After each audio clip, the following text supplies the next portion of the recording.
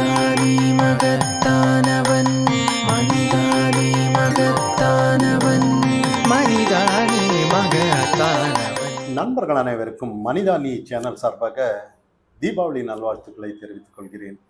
பதிவுக்கு போகிறதுக்கு முன்னாடி இதுவரைக்கும் நம்ம சேனல் சப்ஸ்கிரைப் பண்ணலன்னா சப்ஸ்கிரைப் பண்ணி சப்போர்ட் பண்ணுங்க.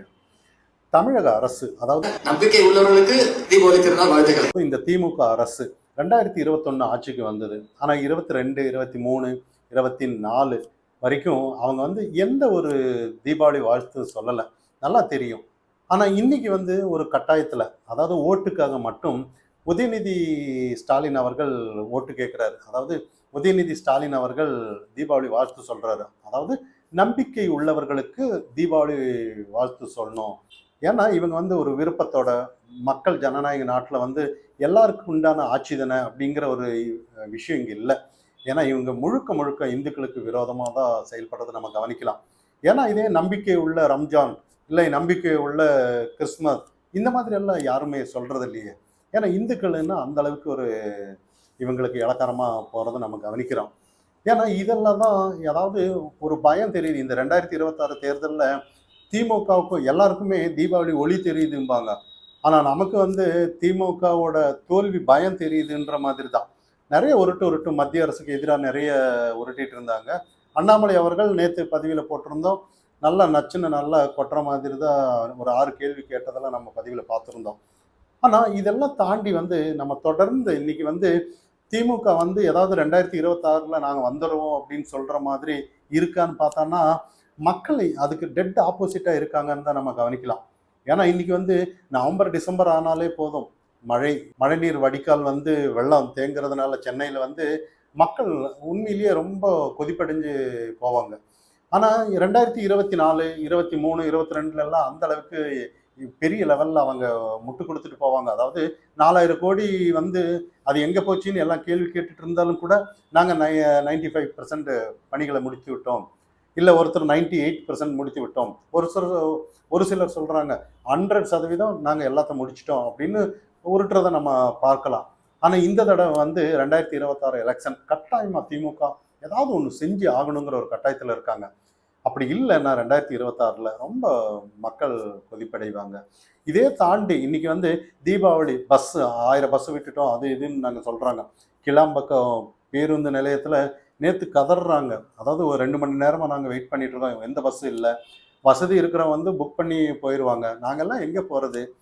அந்த அளவுக்கு ஒரு மக்கள் கேள்வி கேட்குறத நம்ம பார்க்கலாம். இதை தாண்டி 2026 தேர்தலில் கரூர் விஷயம் நிறைய பேக்ஃபயர் ஆகுங்கிறது மக்களுக்கு தெரிஞ்ச விஷயம்தான். இருந்தாலும் செந்தில் பாலாஜி அவர்கள் 88,000 வீடுகளுக்கு அதாவது சில்வர் அண்டா, அதாவது தீபாவளி பரிசு அப்படின்னு சொல்லி பரிசு தொகையை கொடுக்கறது நம்ம கவனிக்கலாம். அப்போ இதெல்லாம் பார்க்கும்போது 2026 தேர்தலுக்கு பணிகளை இப்பவே தொடங்கிட்டாங்களா அப்படிங்கிற ஒரு கேள்வி இங்கே வரும். அடுத்ததான் இந்து அறநிலைத்துறையில் இப்போ தென்காசியில எல்லாம் திருவாசகம் சொல்றாங்க. இந்து விரோத அரசுன்னு எச் ராஜா அவர்கள் அடிக்கடி சொல்லிட்டு இருக்கிறத நம்ம கவனிக்கலாம். ஏன்னா திருவாசகம் ஒரு பெர்மிஷன் வாங்கி பாடுறாங்க, திடீர்னு அறநிலைத்துறை அவர்கள் எதிர்க்கிறாங்க. அப்போ இதெல்லாம் பார்க்கும்போது எப்படி அதாவது நம்மளோட கல்ச்சர், இன்னைக்கு தீபாவளி திருநாள் எல்லாருமே கொண்டாடுறாங்க. ஆனால் இந்த இடத்துல திருவாசகம் பாடுறதுனால கூட அதுக்கு ஒரு எதிர்ப்பு இருக்குன்னா எந்த மாதிரி அரசு நடவடிக்கை எல்லாம் இருக்கு, மக்களை எப்படி வச்சிட்டு இருக்காங்கங்கிறது பாருங்க. அப்போ தீபாவளி நிறைய இன்னைக்கு சிவகாசி தொழிலாளர்கள் நிறைய பேர் இருக்காங்க, நிறைய தொழிலாளர்கள். ஆனால் ரெஸ்ட்ரிக்ஷன், இந்த நேரத்தில் தான் பட்டாசு வெடிக்கணும் அது இதுன்னு சொல்லி நிறைய ரெஸ்ட்ரிக்ஷன். ஆனால் உண்மையிலேயே நம்மளோட நாட்டு கலாச்சாரம் என்றைக்குமே தீபாவளி அதிக பட்டாசு ஒரு நாள் வெடிக்கிறதுனால எதுவுமே அந்த அளவுக்கு ஒரு பொல்யூஷன் ஆகுறது இல்லை. எல்லாமே ஏதோ ஒரு நம்ம கல்ச்சரை அழிக்கிறதுக்கு சில செயல்கள் நடந்துட்டு இருக்கு. எல்லாம் தெரிஞ்ச விஷயம்தான். இதுக்கு முன்னாடி அண்ணாமலை அவர்கள் ஒரு மிஷினரி தான் செயல்பட்டாங்கிற ஒரு விஷயத்த சொன்னாங்க. அப்போ இந்த இடத்துல ஒட்டு மொத்தமாக இன்னைக்கு திமுக அரசு முருகன் மாநாடு பார்த்து தான் பயந்தாங்க. முருகன் மாநாடு உண்மையிலேயே மக்களுக்கு பெரிய ஒரு எழுச்சின்னு தான் நம்ம பார்க்கணும். அதுவும் இந்துக்கள் விழிப்படைஞ்சிட்டாங்க அப்படின்னு தான். ஏன்னா அதில் அந்த அளவுக்கு ஒரு கோட்டர் கொடுக்கல, பிரியாணி கொடுக்கல, தானா இந்த மாதிரி இத்தனை பேர் நிர்வாகிகளுக்கு கூட்டிட்டு வரணும்னு சொல்லலை. எல்லாம் தானா வந்த கூட்டம். அப்படி வந்தாலும் கூட உட்கார்ந்து முடிஞ்சு போன வரைக்கும் கூட எந்த ஒரு அசம்பாவிதம் இல்லை. போது அதாவது எல்லாம் முடிச்சு போகும்போது கூட சேர் மடக்கி வச்சிருந்தாங்க, போகும்போது இந்த மாதிரி ஆக்சிடென்ட் ஆயிடுச்சு, குடிச்சிட்டு ஏதாவது ஒரு கலாட்டை பண்ணாங்க, இல்லை அந்த இடத்துல அதை சீட்டு விளையாண்டாங்க, இல்லை அந்த இடத்துல ஏதாவது ஒன்று கலாட்டை பண்ணாங்க, எந்த ஒரு இது இல்லை. அந்த அளவுக்கு ஒரு விழிப்படைஞ்சதை நம்ம கவனிக்கலாம். அப்போ இதெல்லாம் கவனிச்சிருக்காங்க. ஆனால் இதெல்லாம் வந்து இந்துக்கள் ஓட்டு கிடைக்காதோ அப்படின்னு உண்மையிலேயே ஒரு பயத்தில் திமுக இருக்கிறத நம்ம கவனிக்கலாம். அதனால தான் இன்னைக்கு வேண்டா வெறுப்பில் வந்து தீபாவளி வாழ்த்துக்களை சொல்லிட்டு வர்றதெல்லாம் நம்ம கவனிக்கலாம். ஆனால் இதெல்லாம் மக்கள் இதே தொடர்ந்து 2026 இப்படியே இருக்கா அப்படின்னு கேட்டோன்னா கண்டிப்பாக இருக்காது. 2026 தேர்தலில் அதாவது திமுகவுக்கு வந்து பாருங்க, காங்கிரஸ் கூட அவங்க ஏதோ ஒரு அதிக எண்ணிக்கை சீட்டு வேணும்னு ஒரு பிரச்சனை இருக்கு. விசிகா சொல்ல வேண்டியதே இல்லை. அதாவது விசிகாவை கழுவி ஊத்திட்டு இருக்காங்க. அதாவது ஒரு 4 சீட்டு ஒரு 2 எம்பி. அதுக்காக தான். அப்போ மற்ற தொண்டர்கள் எல்லாம் வேடிக்கை பார்த்துட்டு இருக்காங்க. கட்சி வளர்ச்சி இல்லை, எதுவுமே இல்லை. இந்த திமுக கூட்டணியில் இருக்கிற வரைக்கும் யாரும் மதிக்கிறதே இல்லை தொண்டர்களை. ஆனால் இதே திருமாவளவன் அவர்கள் சொல்றாரு, திமுக விட்டு வெளியில வந்தால் எந்த பையனும் நம்மளை சீண்ட மாட்டான்னு ஒரு விஷயத்தையும் சொல்றாரு. எல்லாம் உசுப்பேத்தி விடுவாங்க, வெளியே வந்துருவாங்கன்னு சொல்லி அப்படின்னு சொல்லி. ஆனால் நாங்கள் பெரியாரையும் அம்பேத்கரை பிடிச்சதுனால இதெல்லாம் கண்டிப்பாக பயணிக்க வேண்டிய கட்டாயத்தில் இருக்கோம். நம்ம வந்து இந்த சமூக வலைத்தளத்தில் உசுப்பேத்தி விட்டு பிரிகிற மாதிரி பண்ணுறாங்கன்னு சொல்கிறது வந்து எல்லாம் ஒரு பயம் தெரியுதுன்னு தான் நம்ம கவனிக்கணும். உண்மையிலேயே தொண்டர்களுக்காக இல்லை மக்களுக்காக ஏதாவது ஒரு அவங்க குரல் கொடுத்துருந்தோம்னா தொண்டர்கள் விட மாட்டாங்க, மக்களும் விட மாட்டாங்க. ஆனால் இன்னைக்கு வந்து கூட்டணி நம்பி இருக்க வேண்டிய கட்டாயத்தில் திருமாவளவன் அவர்கள் எல்லாம் இருக்கிறத நம்ம கவனிக்கலாம். ஒரு பயம் தெரியுது. ஆனால் இன்னைக்கு வந்து விஜய் அவர்கள் இன்னைக்கு வந்து ஒரு பேச்சு அடிப்படுது. அதாவது புஷி ஆனந்த் ஒரு குழு அமைச்சு எடப்பாடி பழனிசாமி அவர்களை மீட் பண்ணுறதா சில தகவல் வெளியாயிட்டு இருக்கு. அப்படி ஒரு வேலை அதிமுக கூட்டணியில் வந்து டிவிகே வந்துருச்சுன்னா, டிவிகே, பாஜக, அதே மாதிரி அதிமுக, இவங்க 3 வந்து பலமாக இருக்கும். உண்மையிலேயே இந்த 3 பேரும் பலமாக இருந்துட்டோம்னா கண்டிப்பாக திமுக வெளியேறதை நம்ம கவனிக்கலாம். இன்னொரு விஷயம் நேற்றே பேசியிருந்தோம். அதிமுக கூட டிவிகே கூட்டணியில் இருந்தாலும் சரி, இல்லை காங்கிரஸோட கூட்டணி இருந்தாலும் சரி, டிவிகே உண்மையிலேயே திமுக வெளியேறது கேரண்டின்னு நம்ம பார்த்துருந்தோம் நேற்று பதிவிலேயே. ஆனால் இன்னைக்கு வந்து 2026 தேர்தல் வந்து ஒட்டுமொத்த மக்களுக்கும் கூட நல்ல பேர் வாங்க வேண்டும் அப்படிங்கிற ஒரு கட்டாயத்தில் இன்னொரு 6 மாதம் இருக்குது.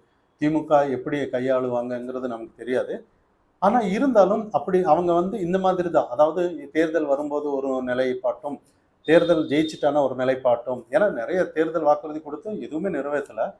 அப்போ இவங்களோட நிலைப்பாடு இப்படி தான் இருக்குன்னு மக்கள் கொஞ்சம் விழிப்படைஞ்சிட்டான்னா 2026 தேர்தலில் வந்து திமுகங்கிற கட்சி வந்து இன்னும் ஒரு 10-20 வருஷத்துக்கு வரவே வராதுங்கிற மாதிரி தான் நிறைய பேச்சுகள் அடிபட்டுட்டு இருக்கு இன்னைக்கு. இதை தாண்டி இன்னி நிறைய காங்கிரஸ் உடஞ்சதை நம்ம கவனிக்கலாம். ஏன் விசிகா கூட இனி உடஞ்சிரும் சொல்லணும். திமுகவிலிருந்து கூட்டணி வெளியேறிட்டான்னா அடுத்தது வந்து 2026 தேர்தலில் வந்து உண்மையிலேயே பேக்ஃபயர் தான் திமுகவுக்கு. இதெல்லாம் தாண்டி இன்னைக்கு வந்து அண்ணாமலை அவர்கள் ஆனாலும் சரி, எல்லாருமே ஒரு ஆக்கப்பூர்வமான அரசியல் கொண்டுட்டு வந்துட்டு இருக்காங்க. 2026 தேர்தலுக்கு வந்து இப்பத்திலிருந்தே ஒரு களத்தில், அதாவது பாஜக இப்போ ஒரு நயினார் நாகேந்திரன் தலைமையில் ஒரு யாத்திரை போயிட்டு இருக்காங்க. அந்த யாத்திரையில் கூட சில அண்ணாமலை கொடுத்த ஐடியா தான் போயிட்டு இருக்குன்னு சில செய்திகள் வருது. அதாவது யாத்திரை போகும்போது அந்த ஊர் மக்களை பேசி அங்கே என்னென்ன பிரச்சனை, மத்திய அரசு திட்டம் என்னென்ன கொண்டு வந்திருக்கு, யாரெல்லாம் பயன் அடைஞ்சிருக்காங்க, பயன் அடையாதவர்கள் யார், இல்லை மற்ற ஒரு ஆட்சியில் வந்து மற்றவர்கள் என்ன எதிர்பார்த்துட்டு இருக்காங்க, அந்த எதிர்பார்த்து வந்து நம்ம ஆட்சிக்கு வந்தால் என்ன பண்ணலாம் அப்படிங்கிற ஒரு யாத்திரை முடிஞ்சதுக்கப்புறம் ஒரு மீட்டிங் இருக்கிறதா சில செய்திகள் வருது. அப்படி பார்த்தோன்னா மக்களோட மக்களாக நின்று பேசினான்னா கண்டிப்பாக 2026 தேர்தலில் வந்து கண்டிப்பாக பாஜக, அதிமுக, டிவிகே சப்போஸ் வந்தால் கண்டிப்பாக அதிமுக தலைமையில் எடப்பாடி பழனிசாமி அவர்கள் முதலமைச்சராக வருவாருன்னு நம்ம உறுதியாக சொல்லலாம். மனிதானி மகத்தானவன், மனிதானி மகத்தானவன், மனிதானி மகத்தானவன்.